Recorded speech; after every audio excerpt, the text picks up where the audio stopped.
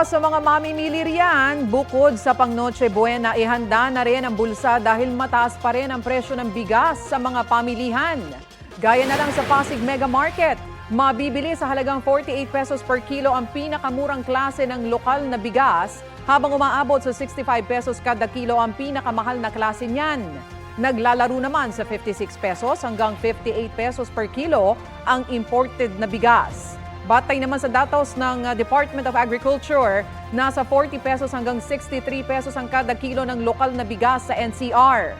Nasa 40 pesos hanggang 64 pesos per kilo naman mabibili ang imported na bigas. Depende yan sa klase.